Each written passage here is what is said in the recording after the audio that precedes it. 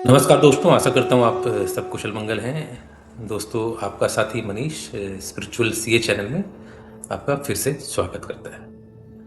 आज एपिसोड 87 हम दूसरे अध्याय सांख्य योग के श्लोक 53 पर विचार विमर्श करेंगे।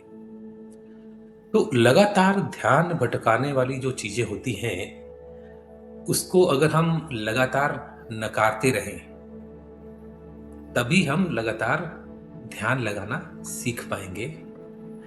तो क्या लगातार ध्यान लगाने से हम अपने जीवन में पूर्णता प्राप्त कर सकते हैं, कंप्लीटनेस प्राप्त कर सकते हैं?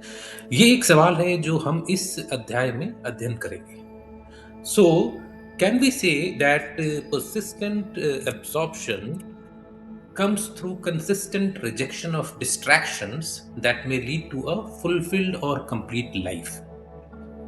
तो आध्यात्मिक संदर्भ यानी स्पिरिचुअल लैंग्वेज में इसे समझा जाए तो इसका मतलब है कि कर्म योगी को दुनिया के सुखों के लालच में कोई आकर्षण नहीं रहता है। A karma yogi has no attraction towards worldly pleasures. तो उन्हें आसानी से ठुकरा देता है कर्म योगी। जबरदस्ती नहीं करता है, बल्कि इसलिए कि दिल को कुछ ज्यादा सुकून वाला लगता है इनको ठुकरा कर। बिना ध्यान भटके आध्यात्मिक रूप में डूब जाने की इस हालत को हम समाधि भी कह सकते हैं, और हमने देखा है कि बहुत योगी परमात्मा लोग समाधि लेते हैं। तो यह सिर्फ योग का अभ्यास नहीं है, यह योग की पूर्णता है, कंप्लीटनेस। तो कभी न कभी हम सभी ने इस सच्चे आध्यात्मिक ध्यान के पल को महसूस किया है हम लोगों ने, या हो सकता है कई लोग हम लोगों में से वो पल महसूस कर रहे हों, या फिर ऐसे सच्चे आध्यात्मिक ध्यान के पल को महसूस करेंगे। ये एक ऐसा पल है जब हम जुड़ाव, शांति और जीवन के मकसद को महसूस करते हैं। तो चलते हैं अध्याय 2 सांख्य योग श्लोक 53 पर। परंतु उससे पहले आपसे निवेदन है कि मेरे चैनल को लाइक करें, सब्सक्राइब करें, अपने मित्रों के साथ भी शेयर करें। श्रुति विप्रतिपन्ना ते यदा स्थास्यसि निश्चला समाधि अचला बुद्धि तदा योगम अवापस्यसि। इस श्लोक में क्या संदेश है? जब हमारी या तुम्हारी बुद्धि का वेदों के अलंकारमयी यानी अट्रैक्टिव भागों के प्रति आकर्षण समाप्त हो जाए और वह दिव्य चेतना में स्थिर हो जाए, तब हम पूर्ण योग की उच्च अवस्था को प्राप्त कर लेंगे। तो ये संदेश भगवान श्री कृष्ण जी अर्जुन को दे रहे हैं कि हे अर्जुन, तुम वेदों के अलंकारमय या अट्रैक्टिव पार्टों को अगर छोड़ दो और उनके प्रति अगर अपना त्याग और आकर्षण समाप्त कर दो, तो वह एक दिव्य चेतना में हो जाएगा, और उस अवस्था को आप पूर्ण योग की अवस्था कह सकते हैं।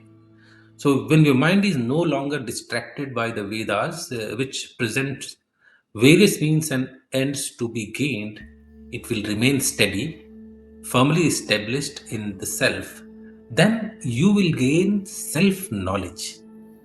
तो इस श्लोक में कृष्ण जी बताते हैं कि कैसे कर्म योग या आमतौर पर योग कहें तो किसी को कर्म कांड में बताए गए फलदायी वादों से आगे ले जाता है। तो कर्म कांड क्या होता है? कोई कहता है इस पूजा को करा लीजिए, या आप इतने सोमवार व्रत रख लीजिए तो आपको कुछ फल मिलेगा। तो ये हम जनरली हम अपने मन बुद्धि में करते रहते हैं, और हम इनसे कुछ फल प्राप्त भी करते हैं अपने मन और शरीर के लिए। लेकिन हमें इससे भी आगे जाना है। तो वेदों में अक्सर भौतिक और स्वर्गीय इनामों के वादों के साथ कई तरह के रीति रिवाज के बारे में भी बताया गया है। और मैं ये नहीं कह रहा हूं कि गलत है, ये भी सही है, लेकिन क्या हम इससे भी आगे जा सकते हैं? तो अगर हम देखें, हालांकि सच्चा योगी कौन होता है? निस्वार्थ, निष्काम कर्म करने का लक्ष्य रखता है सच्चा योगी, और इसीलिए उसे ऐसे वादों से प्रभावित नहीं होना चाहिए। इसलिए जब श्री कृष्ण जी कहते हैं कि श्रुति विप्रतिपन्ना तय, तो वे कह रहे हैं कि जब तुम अर्जुन ऐसे शास्त्रों के वादों से प्रभावित या परेशान नहीं होते। तो वेद क्या है? थोड़ा-सा ब्रीफली देखते हैं कि वेदास मेंशन्स 4 पुरुषार्थ। तो कह सकते हैं कि गोल्स ऑफ लाइफ, और कह सकते हैं कि वेद के माध्यम से हम अपने जीवन के लक्ष्य को कैसे प्राप्त करते हैं। तो अर्थ पहला है, so anything done for security. Example हो सकता है कि हम रिलेशनशिप्स देखते हैं, हम वेल्थ चाहते हैं, हम लोग फेम चाहते हैं, हम लोग पावर चाहते हैं। तो अर्थ का मतलब क्या है? सुरक्षा के लिए किया गया कोई भी काम, जैसे रिश्ते हो सकते हैं, धन हो सकता है, शोहरत और ताकत हो सकती है। दूसरा है काम। अब काम क्या है? Sports, music, entertainment, fun. तो काम से मतलब है कि खेल हो सकता है, संगीत हो सकता है, मनोरंजन के कोई भी साधन हो सकते हैं। तीसरा है धर्म। अब धर्म क्या है? एथिकल वैल्यूज जो यूनिवर्स में चलता है। तो सार्वभौमिक नैतिक मूल्य को हम कह सकते हैं कि धर्म है। और चौथा है मोक्ष। फ्रीडम फ्रॉम स्मॉलनेस, यानी छोटी छोटी चीजों से फ्रीडम, डिटैचमेंट के माध्यम से इस संसार से फ्रीडम। तो आखिर में जीवन में सिर्फ एक ही लक्ष्य है, चौथा मोक्ष। तो हमने देखा चार थे, अर्थ, काम, धर्म और मोक्ष। तो हम कह सकते हैं कि जीवन में अल्टीमेटली लक्ष्य क्या है? मोक्ष प्राप्त करना, क्योंकि हम असल में अर्थ या काम और धर्म में जो खोज रहे हैं वह छोटेपन, कमी और मौत से आजादी दिलाता है। क्योंकि मौत जो है, मोक्ष जो है, बहुत दूर का लक्ष्य है। मोक्ष प्राप्त करना इतना आसान भी नहीं है कि हर व्यक्ति मोक्ष प्राप्त कर ले। इसलिए कर्म योग एक बीच का रास्ता बनाता है। अर्थ, काम और धर्म का फायदा उठा सकते हैं हम लोग, मतलब अर्थ और काम और धर्म का पालन करते हुए, उसका फायदा उठाते हुए उन्हें एक आध्यात्मिक साधना में बदलकर एक लक्ष्य तक धीरे धीरे हम पहुंच सकते हैं। और वो लक्ष्य क्या है? मोक्ष। तो कर्म योग मोक्ष को एक संभावना या पॉसिबिलिटी या प्रोबेबिलिटी बनाता है, क्योंकि मोक्ष हम पर धीरे धीरे हावी होता है और अंतहीन वैदिक रस्मों यानी कर्म कांड की ओर हम कम आकर्षित होते हैं, और क्योंकि वे सब सीमित नतीजे देते हैं। और मोक्ष अल्टीमेटली एक जीवन का अल्टीमेट लक्ष्य दे देता है। तो दोस्तों, निष्कर्ष क्या है आज इस श्लोक का? समझते हैं निष्कर्ष को डिटेल में। तो कर्म योग का मकसद क्या है?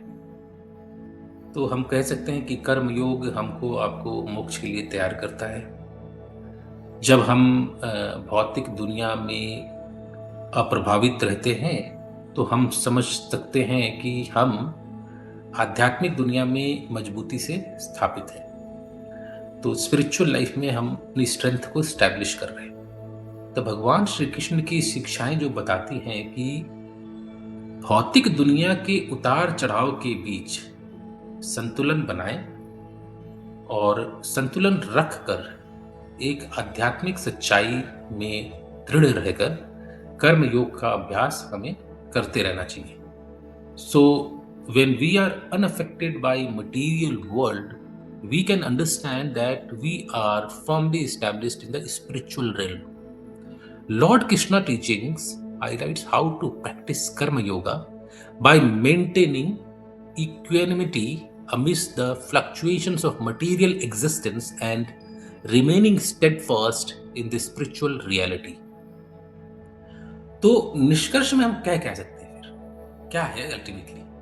तो कर्म योग हमें एक सार्थक जीवन जीने की अनुमति देता है और अंततः मुझे और आपको आत्मा की प्रकृति को गहराई से और दृढ़ता से पहचानने में मदद करता है। मोक्ष के बाद भी कर्म योग जारी रहता है, क्योंकि यह कार्यों को धर्म के साथ संकेतित करता है और जीवन को आसान बनाता है। जब चीजें हमारे या आपके रास्ते पर नहीं होती है तो निराशा कम करता है।